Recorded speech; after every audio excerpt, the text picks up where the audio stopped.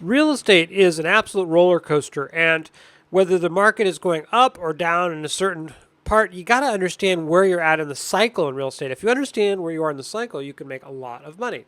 So, what part of the roller coaster are we on now? Where's the money being made in real estate, whether you have zero cash or a lot of cash? I'm going to tell you about that right now. So, if you're seeking a way to profit in real estate that's new and different and that will work in this year, next year, and probably the next 5 years, you're going to find this very, very interesting. Here is the big clue. The Pew Research Center did a study where they asked renters if they want to be homeowners or if they were happy enough renting. And 81% said they want to buy a house at some point. And in fact, as the study said, they were asked if they rent out of choice or because they can't afford to buy a home. Just 24% say they rent out of choice. And when renters are asked if they'd like to continue to rent or if they would prefer one day to buy a home, 81% said they would like to buy.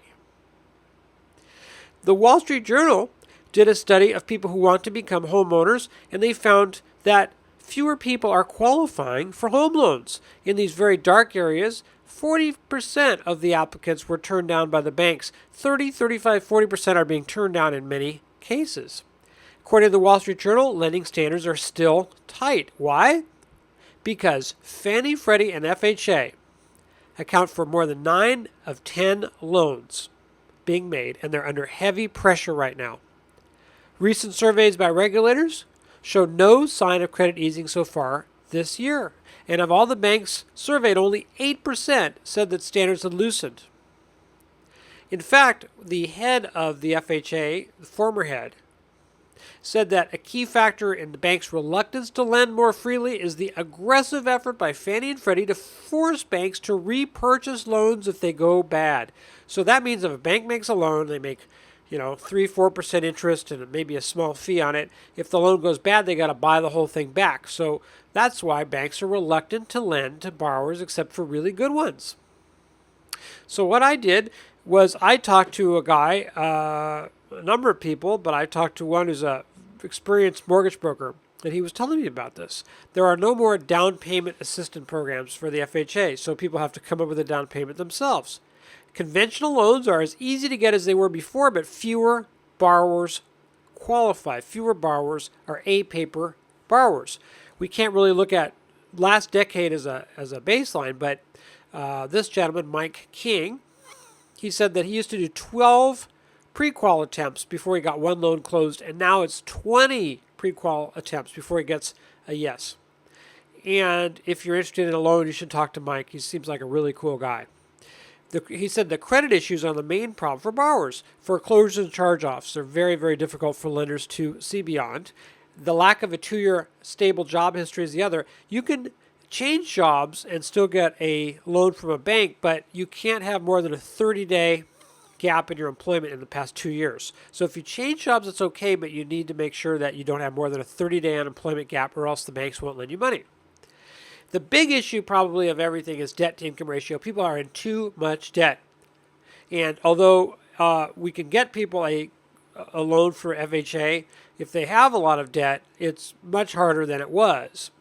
And so many people are into so much debt that it becomes a very major issue.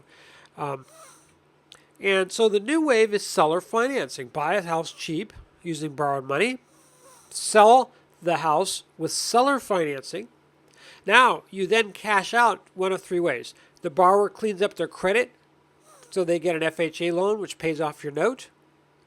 Or you get the property back as a foreclosure or deed in lieu of foreclosure, which is actually a much better deal for you.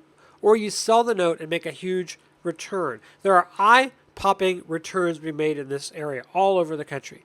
And the big thing that's pushing us here in this direction, and the real estate roller coaster is very favorable for this, is look here, rents are finally starting to rise, and they will be rising and rising and rising. So you're on the right trend. You've got renters who don't want to be renters. You've got more renters who are in all kinds of debt and foreclosure and bad credit histories who still want to get in the game of owning a home. And you've got everything. Plus, you've got people who have money to invest, wanting to invest and get a higher return than the 1 or 2% they're going to get anywhere else. It's perfect for this seller financing. More renters want to become homeowners. The name of the game is seller financing. You can get into this with zero cash.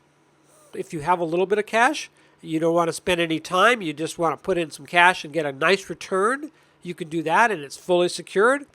You can start part-time and move to full-time whether or not you have any cash. This is a great opportunity. It's called equity resizing. So if you're on the page right now, I invite you to be one of our students in this. We have a few slots still left. Or if you're watching this on YouTube, go to equityresizing.org/now. That's equityresizing.org/now and check it out. There's a lot more information there. Thank you very much.